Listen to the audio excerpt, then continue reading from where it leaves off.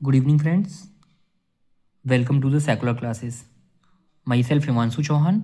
I am going to again attend the lecture of Social Science Class 10th Geography. तो geography के first chapter की बात करूँगा तो उसके कुछ इंपॉर्टेंट क्वेश्चन जो आपके बोर्ड एग्जाम के लिए बहुत ही कंपलसरी हैं जिन्हें आप जरूर पढ़ के जाइएगा।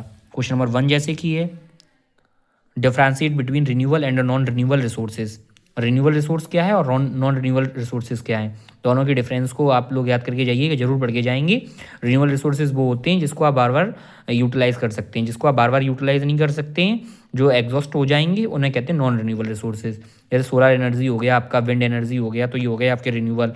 कोल हो गया, पेट्रोलियम हो गया, ये सब हो गए आपके non renewable. What is resource planning?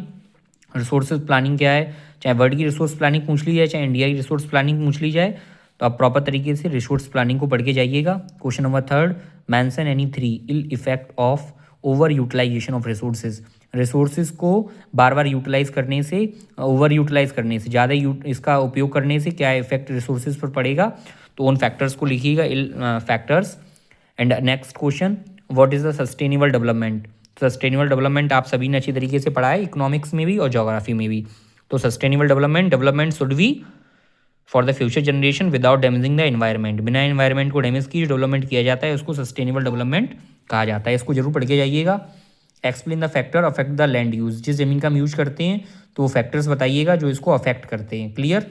वो सभी फैक्टर्स जो जमीन को अफेक्ट करते हैं, लैंड को अफेक्ट करते हैं, उन फैक्टर्स के बारे में। Question number 6, what are the feature of black soil and alluvial soil? Black soil और एलोवियल सॉइल वेरी इंपॉर्टेंट, आप जरूर एग्जाम में पढ़ के जाइएगा। फीचर्स ऑफ ब्लैक सॉइल कहाँ पाई जाती है, किस क्रॉप्स के लिए इंपॉर्टेंट हैं, क्लियर पूरा, और कैसे फॉर्मेशन कैसे होता है, एलुवियल सॉइल का फॉर्मेशन कैसे होता है, खादर वांगर, ठीक है, खादर डिफरेंस आप पढ़ के जाइएगा, वांगर डिफरेंस पढ़ के जाइएगा। और ये 2 इंपॉर्टेंट टॉपिक भी है, इनको आप पढ़ के जाइएगा, soil erosion and soil conservation. Okay, thank you.